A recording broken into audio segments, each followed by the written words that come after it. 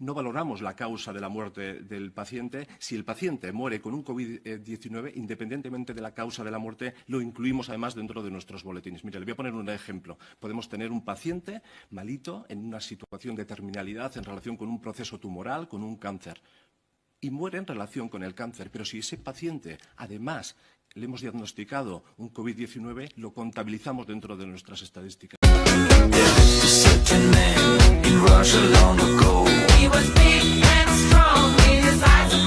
Doctor en farmacología molecular por la Universidad Pierre y Marie Curie en París, bioquímico, especialista en farmocinética, farmacología clínica y farmacología de antimicrobianos, lo que no es nada.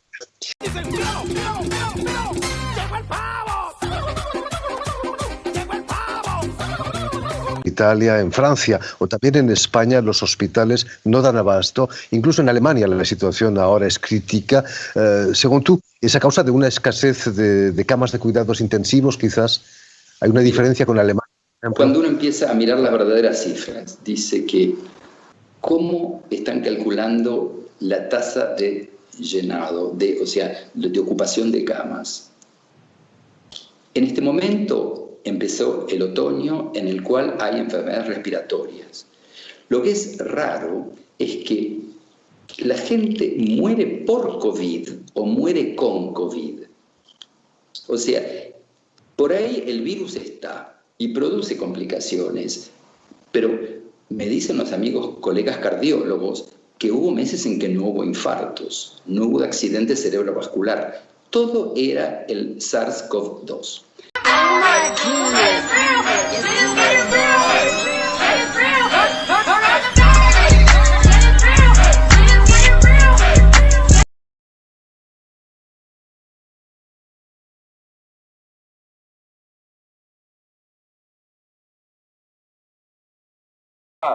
Otra vez al mismo ritmo.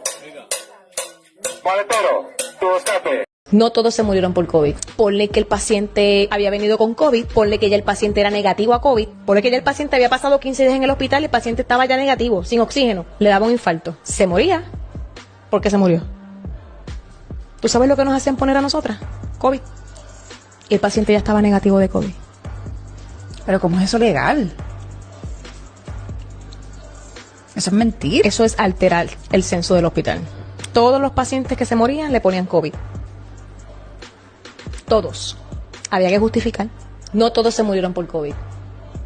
¿Quiénes sí se murieron por COVID? Yo te voy a decir quiénes fueron los que se murieron por COVID. Yo trabajé en COVID toda la freaking pandemia. Me viví todo ese season donde los médicos no querían entrar a los cuartos de los pacientes porque pensaba que se iban a enfermar. Donde las únicas que entrábamos a los cuartos de los pacientes éramos las enfermeras. Nosotros nos convertimos en conserjes, terapistas respiratorios, médicos, psicólogos, pastoras, enfermeras, de todo. Porque nadie quería entrar. Pero definitivamente lo que la gente veía en las noticias no era lo que estaba pasando. ¿Hubo mucha muerte en COVID? Sí, hubo mucha muerte en COVID. Yo no estoy minimizando las pérdidas que hubo. Hubo mucha pérdida lamentable de seres queridos durante la pandemia. ¿Murieron por COVID? No todos. Yo fui traveler nurse. Yo trabajé en montones de hospitales, en montones de pisos. Yo fui mucho. Una de las cosas que causaba que los pacientes de COVID realmente fallecieran era bien sencillo. El aislamiento. Estos pacientes, cuando los admitían al hospital, no se les permitía visita. Pero entonces te ordenaban un montón de tratamiento y aquí tú vas a pasar 10 días, 15 días, whatever. Las personas seguían expuestas a los teléfonos, viendo noticias de que se estaban muriendo, viendo noticias de cuánta muerte diaria había, qué le pasaban a esas personas, ataques de pánico. Me voy a morir, no estoy viendo a mi familia, me voy a morir. Personas que estaban bien, ataques de pánico, empezaban a hiperventilar, su oxigenación empezaba a bajar, terminaban en ICU, admitidos con un BiPAP, terminaban intubados y terminaban muertos. Todos, 100% de mis pacientes que terminaron en ICU en ventilador, 100% de mis pacientes comenzaron con ataques de pánico y ansiedad por no ver a sus familiares. 100%. Maldito. Yo fui una de las enfermeras que estuve luchando por los pacientes para que tuvieran derecho a recibir visita. Me fui pico.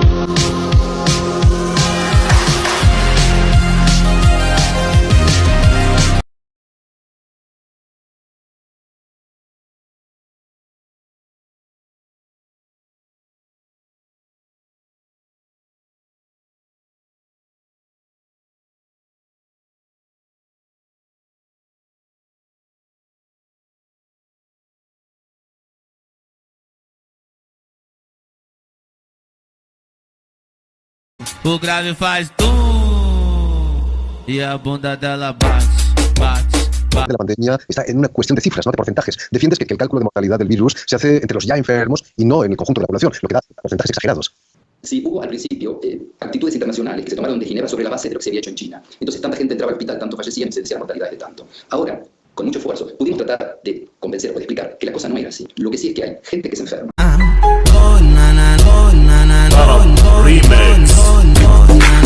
Yo diría, perdieron contacto con la realidad. La terapia intensiva estaba rebalsada de angustia, había una histeria periodística y se empezaron a hacer cosas bastante graves. Usted sabe que hoy, si usted mira la mortalidad del 5% que entró al hospital con forma grave, es la mitad que en marzo y en abril. Ese 15% que tenía forma severa y 5% entraba en terapia intensiva en este momento, se bajó a la mitad. Si uno hace cuentas, por ahí la mortalidad por neumonía y complicaciones, globalmente no es mucho más importante que las otras enfermedades respiratorias virales.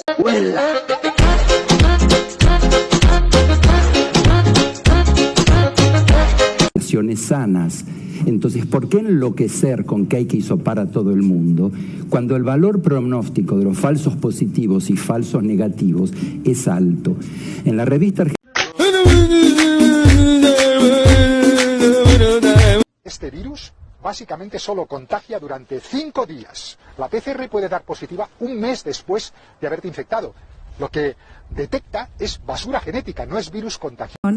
No nos olvidemos que en la Argentina hubo más de 117.000 muertos, O sea, hubo una pandemia, estoy hablando solamente de los números de nuestro país, los números en otros lugares del mundo son otros. Pero, ¿qué piensa usted de esta agresión, de estas agresiones, de esta situación de tensión que existe entre el personal de salud? Usted ve que usted está hablando de una cifra de muertos y cuando uno empieza a analizar toda la mortalidad realmente, directamente implicada a un virus respiratorio, por ejemplo en España, en Francia o en Europa, uno puede decir que hubo un 7 al 9% más de muertos que el año que hubo más muertos, lo que significa que los datos no son claros. Segundo, 30, 70 veces más gente de más de 70 años. Entonces, estamos enloqueciendo con noticias, yo estoy acá ocupando espacio que tal vez tendrían que ocupar otros especialistas de problemas que son muchísimo más urgentes en la Argentina. Y bueno, hubo 119.000 personas que fallecieron, directa o indirectamente asociados a una infección respiratoria. ¿Cuál es realmente el rol de este virus? Se piensa que a lo mejor aumentó de 7% la mortalidad. ¿Y por qué? Porque en un principio no se estudió lo que se sabía. Se sabía del SARS y del MERS que las infecciones virales respiratorias no alcanzaba con decir tómese un paracetamol o tómese ibuprofeno y quédese en su casa. O sea, es algo que el mundo no vio. No, mis colegas no leyeron. Porque todo esto que yo le cuento no lo invento. Se sabía que cuando alguien tiene dímeros, significa que hay una lastimadura chiquita en el pulmón y que estos coágulos pueden producir trombosis. ¿Qué pasa? En todas las municipalidades de la República Argentina ¿hay algún aparatito para medir dímeros, para meter a la gente con anticoagulantes intravenosos o subcutáneos? Yo no lo sé. Ese es el problema. No hay que hacer resonancia magnética. Bueno, la resonancia son $3 millones el aparato, pero un aparatito para hacer dímeros no es caro. Contar glóbulos blancos no es caro. Entonces, una persona llega, usted ve que tiene síntomas. Mire qué fácil que sería el algoritmo que ahora se aplica y que lo sabíamos desde el 2003. Los que estamos en virología, se le hace un recuento globular. Tiene linfocitos altos o muy bajos, hay un virus. Segundo, usted dice, ¿qué le pasa con la proteína C reactiva? Es una proteína que produce el hígado y que le está diciendo hay una lastimadura o una agresión. Perfecto, la hacemos. Número 3, está lastimado el pulmón, le hacemos los dímeros.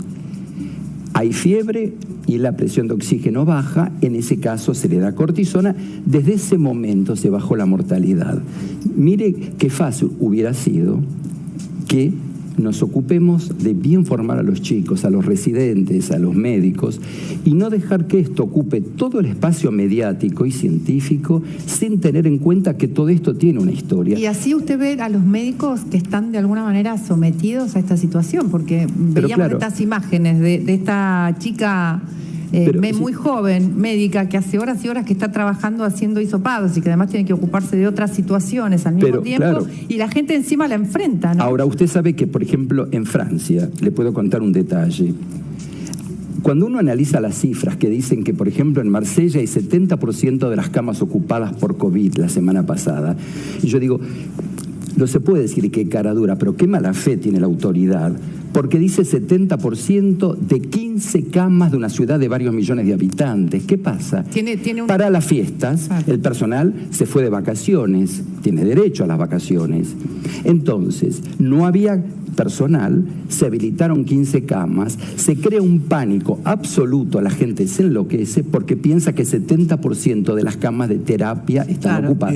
Pero no, 15 camas, ¿qué significan en una ciudad de varios millones? No está toda la información. Doctor, yo lo escucho a usted describiendo cómo es la enfermedad, cómo se trata, que se conoce de 2003, al menos los colegas suyos que están en virología, pero es grave. A ver, en mi caso, y perdón por la autorreferencia, yo estuve en terapia intensiva, estuve a punto de morirme. Usted tiene comorbilidades, ¿no es cierto? Tengo presión alta. Perfecto, entonces. Y le digo otra cosa, mi padre murió por COVID. Perfecto, su papá, cuando él empezó a toser o a sentirse mal, ¿le hicieron los exámenes y enseguida le pusieron prednisolona? No.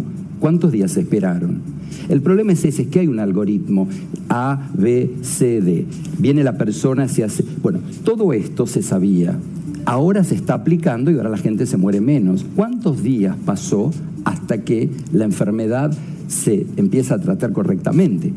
¿Me entiende? Y eso es lo importante. Usted dice que estuvo mal asesorado, entonces, por ejemplo, el gobierno argentino de diferentes países. No digo el gobierno argentino, de ninguna manera. No, eso no lo puedo decir, porque yo no vivo acá, pero sí le puedo decir que las autoridades sanitarias en Europa, que es donde yo vivo, fueron nombradas todas a dedo. Y usted, ¿cómo puede entender que las decisiones que toma el Poder Ejecutivo francés se hagan en un búnker antinuclear a 15 metros bajo el nivel de la Tierra? ¿Qué tiene de tan secreto esto? Bueno, se nombró gente.